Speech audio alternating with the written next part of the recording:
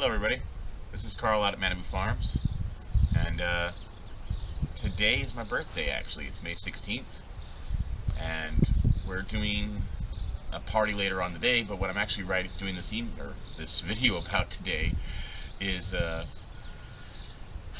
am starting a project, a documentary. For the next 30 days I'm going to show you every day raw footage of how I'm improving my garden. I'm making it better, how I'm going out and learning lessons and skills from different teachers to become more self-sufficient. So June 16th, at the end of that 30 days, starts the real documentary. This is kind of the warm-up. And at June 16th, I'm going to spend 30 days living off of what's in my garden and what I can trade with other people. These will be other farmers and other people who are interested in my garden. I'm also going to do some crabbing and some fishing and some wild foraging that I'll take you along with to show you how to do that. And it should be a pretty interesting experience to see if I can do it. I'm not so much of what you would call a doomsday prepper. I'm more of a person who just wishes to be more self-sufficient. But if a doomsday situation did happen, or an economy collapse, or any of these type of things that people worry about happened, I know for a fact right now I would not be able to survive off of this garden. I'm going to give you a clip after this video about me walking around and giving you a tour of everything and show you how much I've let things grow up and weeds just take over and how bad things look right now, and to kind of give you a before and an after of this next 30 days. But I know for a fact I wouldn't be able to live. I would be able to survive, but I wouldn't be able to live. And so what I'm looking to do in this next 30 days is gain the skills and prepare this garden for such an event of self-sufficiency, whether it's just by choice or because something bad has happened. So I hope you will follow along with me. I'm gonna do a daily video. They'll probably run a day late, like I probably won't get this one up until tomorrow. So please follow along with me. Thank you very much for joining us here at Malibu Farms. Okay, so as I said, I'm going to give you a quick tour around the property, and this is actually indoors. As you can see, there are a little bit of our peppers growing here. Some carrot seeds, some bell pepper, some sweet potato, sugar snap peas, and then of course some catfish in there. You can probably only see the goldfish, but there are catfish in there as well. And that will lead us out to the outside, which is my front door here. And this side, which looks quite horrible and messy at the moment, is actually going to be turned, hopefully over this next month, into a permaculture spot. We'll see how much of that actually gets done though, because it's an awful lot of work, and how much we can actually do in a month. We have to pick my battles here, you know, which ones are going to be most useful. Here's some artichokes, this artichoke plant, and hopefully this whole area where you see this couch and this other old dresser that we were going to turn into a garden box somewhere and things, hopefully this whole area is going to get returned. This whole triangular kind of shaped area here is going to get turned into a artichoke patch along with some asparagus in it. I'm hoping to do that. Now that's a raspberry bush up there, and as you come around here you can see that it's got a bunch of little baby starts there that I'm going to transplant into pots and then give out to some of the other Malibu Farms lots, because we are currently sitting at 10 lots right now and hopefully going to be going to 11 here. Okay, so this box we let kind of just go, and we're rebuilding it now, but it's got a volunteer in it of some ruby mustard and some cabbage. So hoping to use that. You can notice, as I said earlier, I was going to be a depressing video because there's so much weeds and other things gone up this month. But here's a potato box that most of these potatoes are being either overeaten by the weeds, and also having not watered enough, so they're kind of dying off at the moment. This is a fennel bush here. Fennel's a very useful plant. It grows like a weed. This is our apple tree. Last year we had a bad windstorm that came in and blew all of our apple blossoms off, and we didn't get a single apple. So hopefully these apple blossoms will survive this year and we'll get some apples. hopefully we'll get some apples during the month where I'm living off my garden. That would be perfect. So okay, these are our asparagus, and it's gone to flower already, and hopefully we're going to be able to get some seeds off it this year. And as I said, it's just weeded to heck. That box I think is just nothing but weeds now. And there's I don't know if you can make out that orange kitty there in the bushes, sitting in the middle of my spinach, which has gone completely to flower. And excuse me, it's not spinach, that's all ruby mustard and golden mustard, along with some kale, some broccoli, and some other things in that box, but most of that box is weeds now, it seems like. There's some cilantro there, but as you can see, that box is just dry as a bone. This box has some sage with some lettuce growing in it, but I don't think anything else. This box here, that has the one volunteer, you know how much kale, broccoli, and other things look alike when they're young? Well, it has one of those volunteering there. It's obviously food. I'm going to say dinosaur kale, but everything else in that box, just 2 days ago, I planted a ton of carrot seed within this box. Along within this box, I planted a ton of carrot seed to go along with these giant spinach plants. Then we have some apple mint, and then volunteering in between my boxes here is some arugula, sweet peas or sugar snap peas, some more baby sugar snap peas that just got planted in the center, along with that plant right there is a runner bean, scarlet runner bean, along with this beautiful scarlet runner bean right there. And then on the back side of that is 3 Black Beauty zucchinis, along with another box of potatoes. And on the other side of this box of potatoes, you've seen there's some more volunteers in the potato box, which is all volunteers. We didn't plant any potatoes this year. We have a bunch of potato and what's the other one there? Sunflower coming up. Unfortunately, the chickens got to the sunflowers, so we lost a lot of the sunflowers. Here's a box that we're hoping to plant some more sugar snap peas in today, or in the next day. And then radishes in this one that are all volunteers or all babies. Those are 4 purple potatoes there that are going to be transplanted. 2 more of the raspberries that we transplanted. A comfrey, some purple kale, 2 borage plants. If you don't have borage growing in your garden, I highly recommend you get borage growing. It's a wonderful nutrient plant, as well as tasting like cucumbers, which makes it really wonderful in salads and other things. And the flowers are frozen into ice cubes, turned into I'll show you some flowers over when we get to the other boards. These ones are the first years. We have older ones. This is was a thing of microgreens of radishes that we let grow up. We ate only 1 of each leaves to see if we could do this, and they've been growing up really well.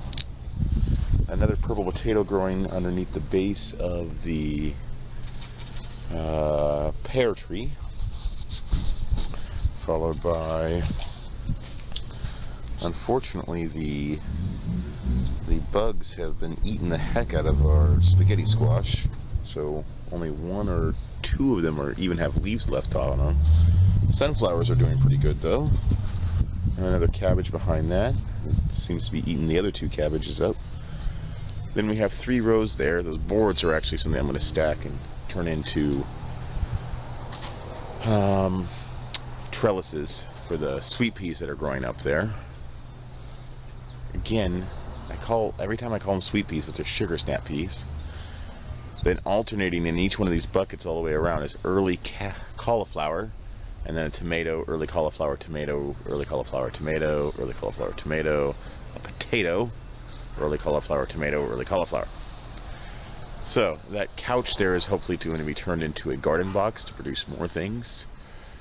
And let's see, this is the beginning of a blacksmithing station here that we're working on. as well as some more carrots here and some more cabbage. And here's some more comfrey. And in between that comfrey, all those little tiny green ones you see there are bell peppers, all popping up. Way too many for that little box, but that's okay. That's what happens when volunteers grow. There's another raspberry plant, a couple more raspberry plants, and more carrots is planted in this empty space that you see right there. We're just waiting for them to sprout. And then as we come around, this is actually a grape plant here coming out that's in the middle of that raspberry. The raspberries are all volunteers that we're hoping to transplant without damaging the grape plant, but we'll see. Here's a couple more borage, and you see these beautiful flowers that are just starting on this one. And some beautiful flowers just starting on this one here. This is a volunteer that made it through the winter. We didn't plant that one either.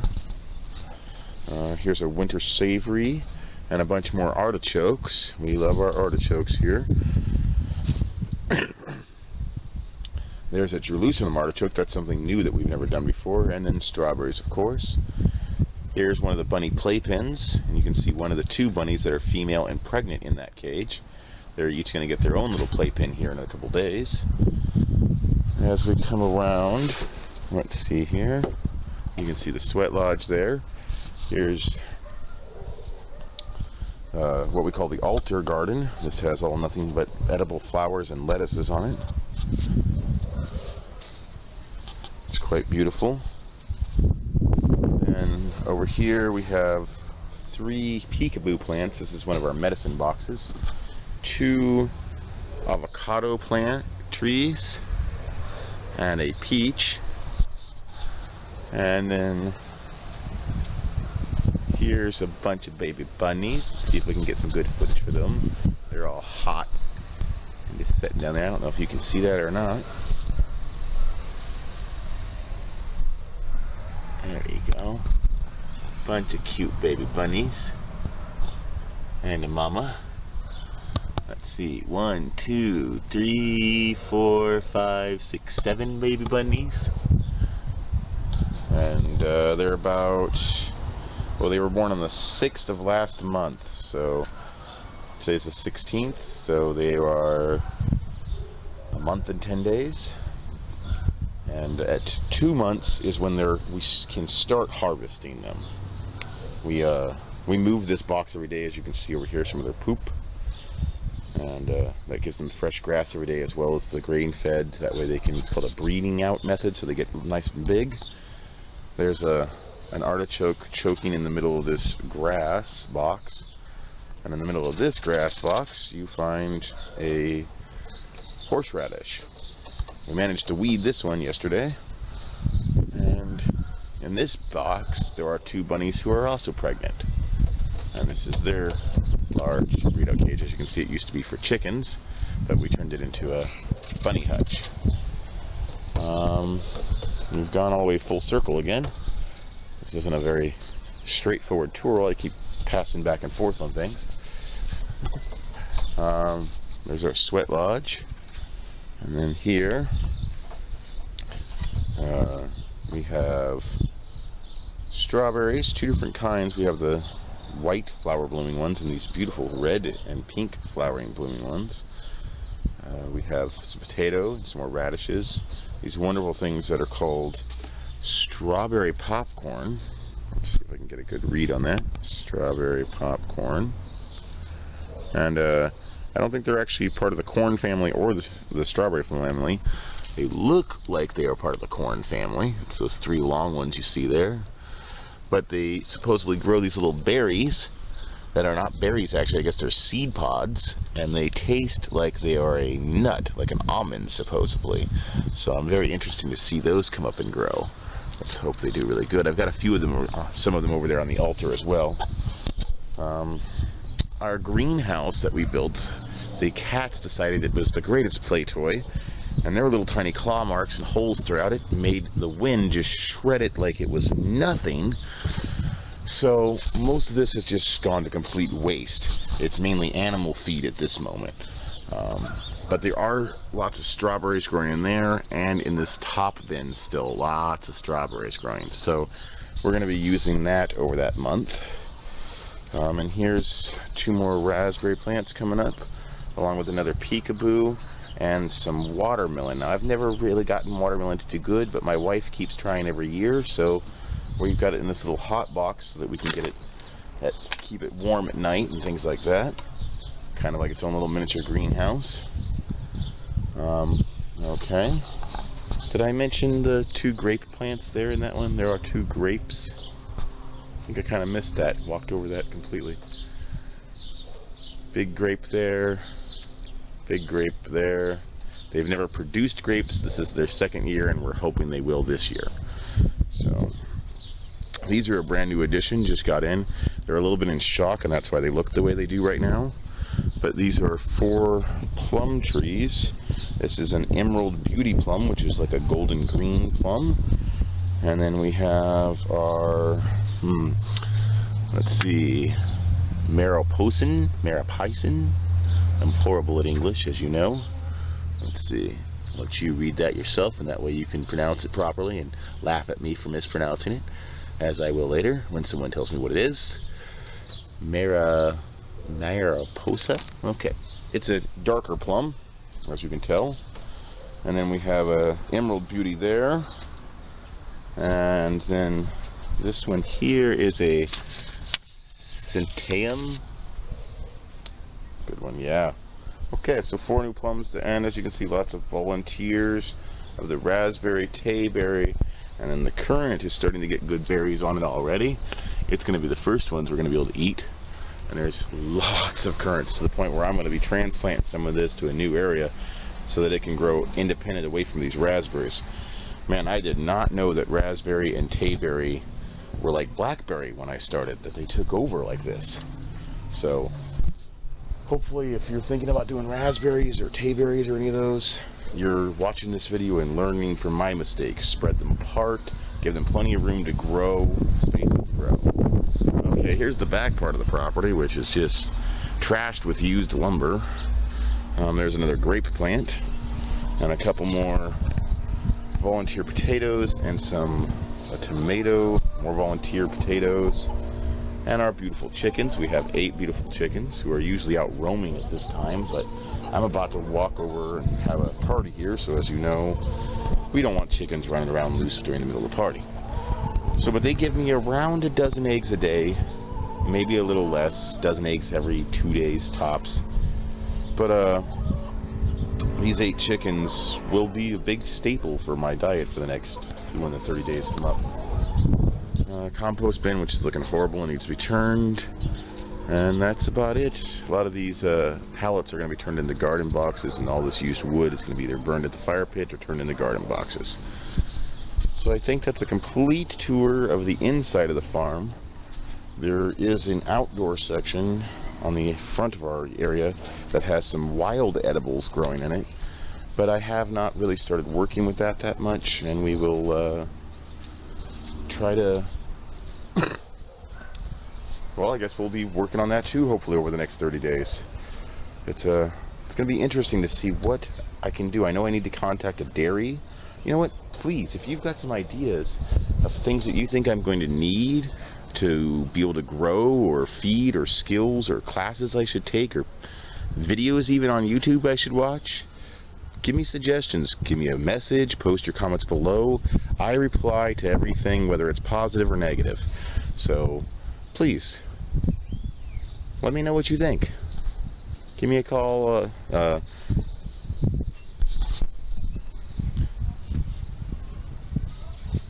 And remember, grow as much food as you possibly can.